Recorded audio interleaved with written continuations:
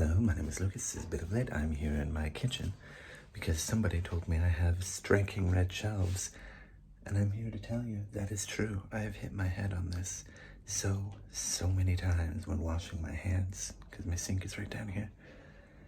It has stricken me close to the temple, right on my eyebrow right here, about 100,000 times, and my girlfriend doesn't see the problem and laughs at me because she's about this tall and she would never hit her head.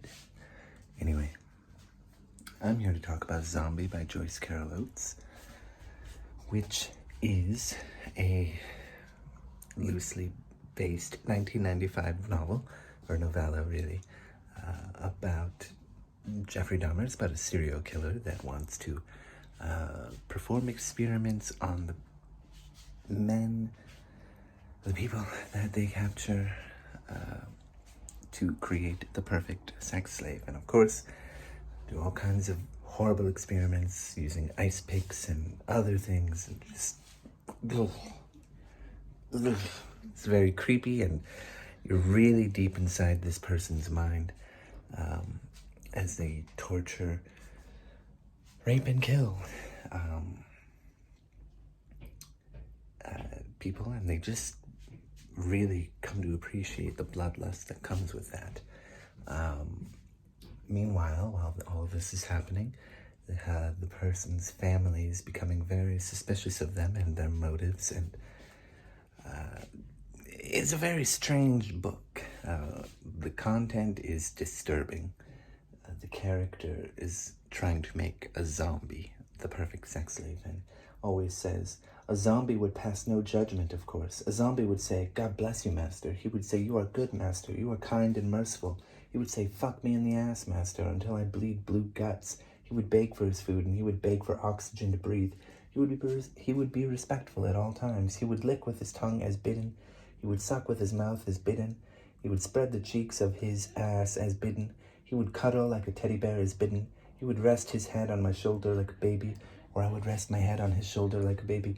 We would lie beneath the covers in my bed in the caretaker's room, listening to the November wind and the bells of the music college tower chiming, and we would count the chimes until we fell asleep at exactly the same moment. This kind of rhetoric comes up, and the end of it usually changes, but this person seems to sort of disassociate themselves too in a number of ways.